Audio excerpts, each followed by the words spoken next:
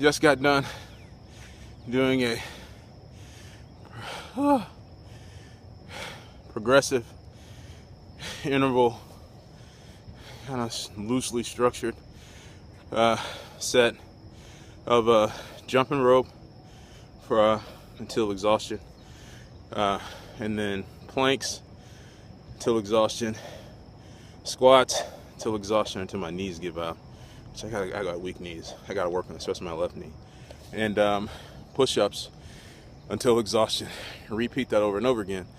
The cool thing about it was I was able to use the parking lot. I know you guys can't see with the sun, but I did that all the way from that back hedges all the way back to where I am right now, which is probably about 6 sets of that. I warmed up, I stretched, I walked, did a little bit of jump rope. It was non-structured progressive interval fatigue. I'm making that up, but it sounds good, doesn't it? What did I just say? Non-structured progressive interval fatigue. It's non-structured because I didn't know I was going to come out here and do this morning. I've been thinking about, like, how do you gamify the workouts and stuff, and do some neat things without getting boredom. In my routine, I do a lot of push-ups, a lot of planks, try to do squats, pull-ups, stuff like that, natural complex body movements. This interval, because I would only rest between each set, like maybe 10 seconds. Sometimes I'd go straight on in. By the time I got down to the 4th set, I had 2 more to go, I was gassed.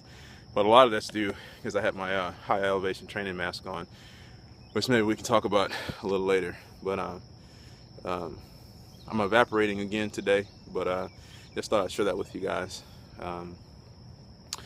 Feeling pretty good this morning. It's a beautiful day. Had a great time with the wife last night at Farm Burger, Cowfish. So you guys can check that out if you haven't in our past blog.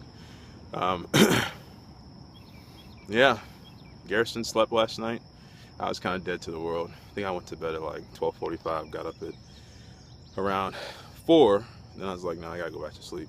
No reason to get up so early. So I got up around 5 something and get my me time in, get my we time in, me and the Lord, a little prayer and devotion, get hyped for the day. I got a compliment from a coworker yesterday.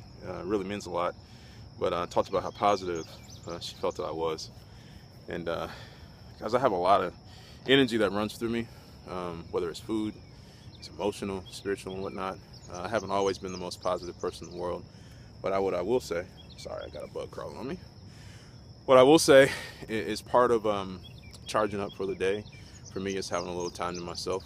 I love my wife to death, but I'm happy to have some time for myself, time with the Lord, recharge spiritually, emotionally, physically as well.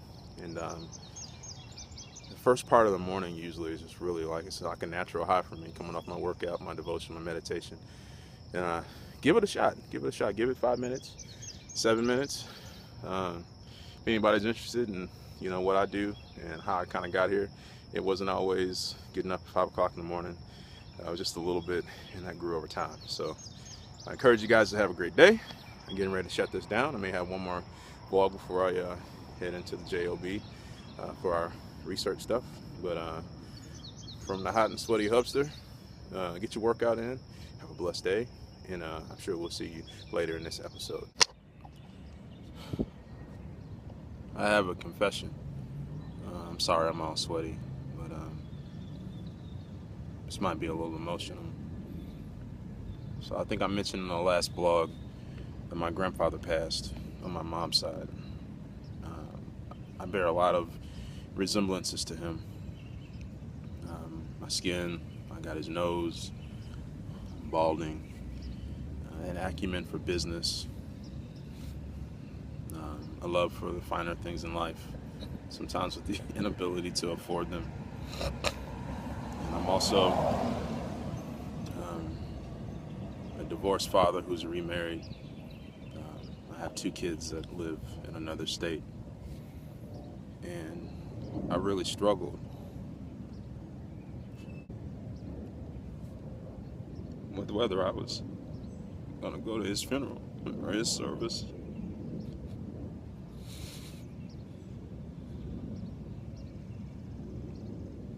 I had a handful of different reasons.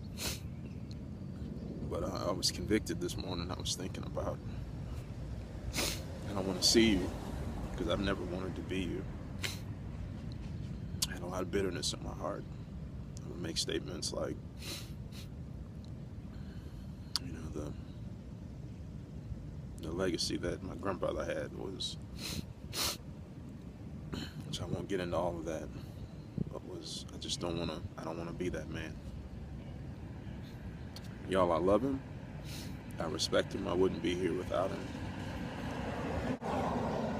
And I had a little bit of time with him when I lived in Mississippi. I would go to his house and stuff. And he's been to my parents' house a couple times. It wasn't about the gifts, or it was never our relationship. It was about the memories of a few times that we did have.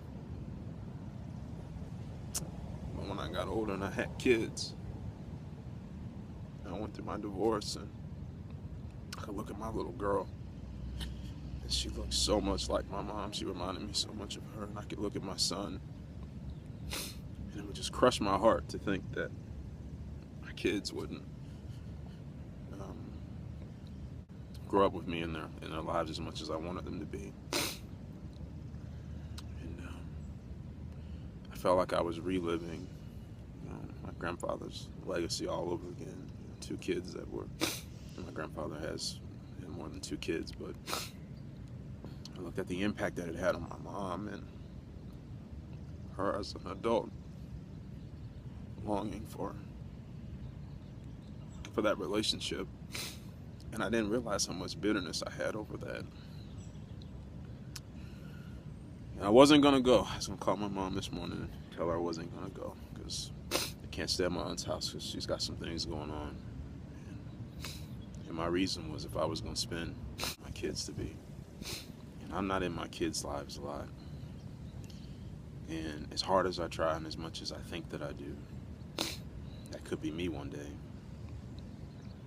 Staring up, taking my last breath, wishing that my kids were there. My grandfather is gone. I did get to say bye to him. I appreciate my mom for that. It was a little awkward for me. I didn't know what to say.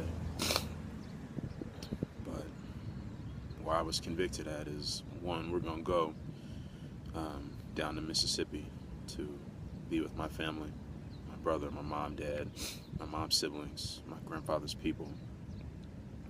And I'm not going to go down with bitterness. I'm not going to go down with anger and disappointment. I'm going down there to honor the life of a man that I wish I would have knew a little bit more, but also to do it because it's right. And good morning. Say good morning, G. Say good morning, world. We're still in the hotel. We are eating our breakfast.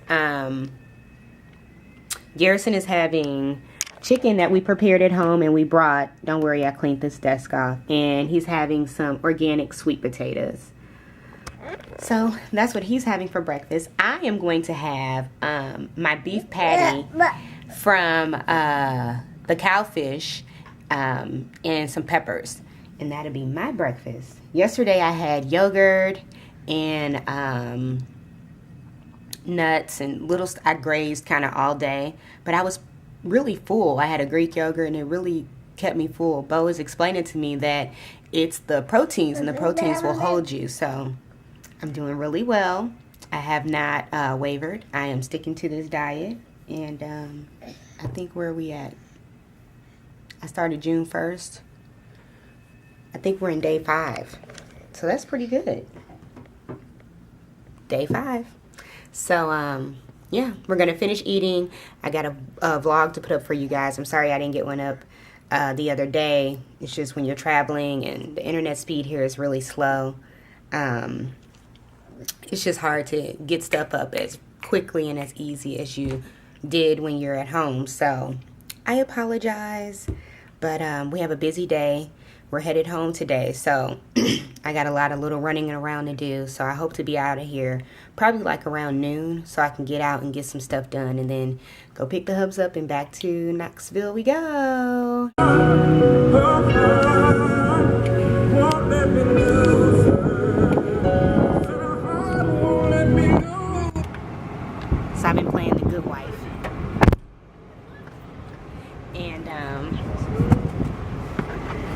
Got everything into the car all by myself. You guys just saw the hubs walking up. I even had a chance to go to Costco and get him some undergear. So I did well today. Very well. Everybody else already left? The donor folks are still here. But yeah, everybody else already left. How was your day? It was good. It's good. It's better now. I see you, I smell you. Guys, I promise you, I have like vlogs stocked up to be uploaded. The internet speed at the hotel is super whack, and it was like 5 hours to upload a 30-minute vlog. So I'll have to just upload as much as I can tonight. Alright, we're about to get on the road. We need gas.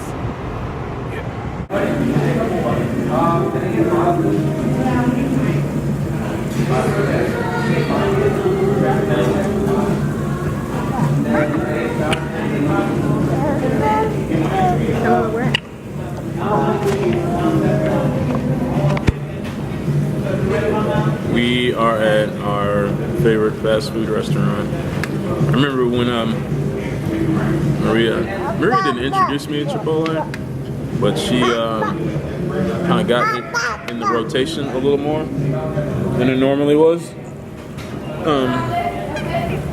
Because we would go when we were in St. Louis. I never kind of liked the flavor of the food, but now my taste buds have changed, and I can't remember the last time we ate at Qdoba. It's not that we won't eat at Qdoba. At one vlog, you said we're at Qdoba, our favorite place, and I had to put a thing down the bottom saying we're at Chipotle. Yeah. They should That's all we used to eat. They should merge and adopt Qdoba's, take on food. That would be cool. But yeah, that is all we used to eat. Qdoba's take on food or Chipotle? Chipotle's. What do you have? Oh, you got the barbacoa in there. The chicken looked a little too charred for my liking. Maria doesn't like charred chicken. I don't really blame her. I kind of like a little char, but it can't be all charred. So, we got a 4-hour drive back home, and then we'll get up tomorrow and head out. Tell them about it, man. Are you excited to see your Nana?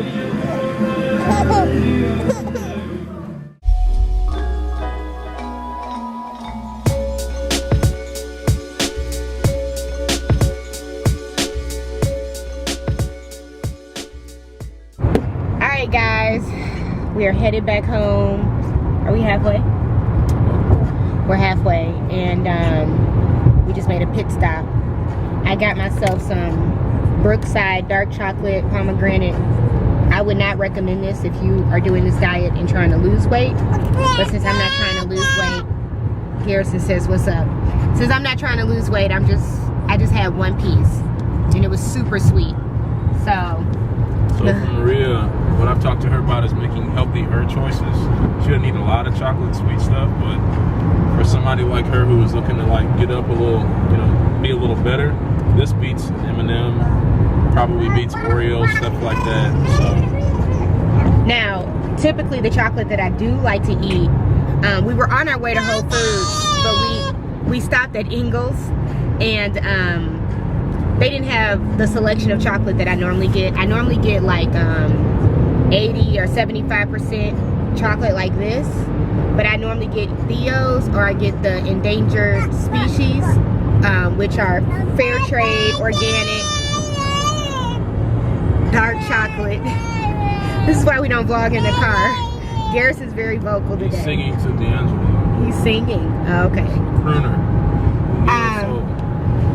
So I just went with one of these, but this is not something I'm just gonna sit here and just eat. I'm not a huge chocolate eater. If anything, I'll eat like a little bitty chunk of something of a bar. I really like Theo's. They have some really good flavors. And then I also like, I said endangered species, they have a raspberry. Is it raspberry dark chocolate? Oh, it's so good, you guys. It's Trader like Joe's has a good one too. It's relatively inexpensive. I don't know if it's like the highest level Theo's and stuff, but it's good. So I improvised, so we didn't have to drive 17 miles out of the way just to give me some chocolate. But chocolate lasts us a long time around our house because dark chocolate, you don't eat as much. You eat a very small amount, and that's all you need. Because it hits you with this as well. I don't mean to keep cutting you off, but I remember when I first started transitioning, I was like, okay, my little cheat thing tonight, I'm gonna have a bar of dark Hershey's chocolate. That doesn't count. Even that, the dark Hershey's chocolate, I'm not talking about the semi-sweet, I'm just talking about dark, is like the most minimum level to hit the dark threshold, which that's what I like think around this 53% or so. So you really need to be above 70. Once you start getting above 80, I've got some 92. It's strong. That's real deal. It's strong. But we eat it. We do eat it. Yeah, so we've converted. It goes a long way. Shout out to Christy, TT, and Maria's friend. Now I realize and understand why you eat just a little piece of dark chocolate. Yeah, she's like sizes it out and portions out what she's gonna eat. But now I'm like total dark chocolate snob. I'm eating this. I had one piece, and honestly, I'm probably gonna give it to somebody in Mississippi. Like, not in a bad way, because it's still a good treat. It's just not what I'm used to anymore. And this is before I even started doing this diet. I was eating the dark chocolate, so yeah, I'm just kind of a dark chocolate snob now. What are you talking about, Garrison? But they sent me the burger with no bun, but they put the onion straws on there, and I even pulled them off. Very proud of her for that. I ordered grilled vegetables, which were delicious.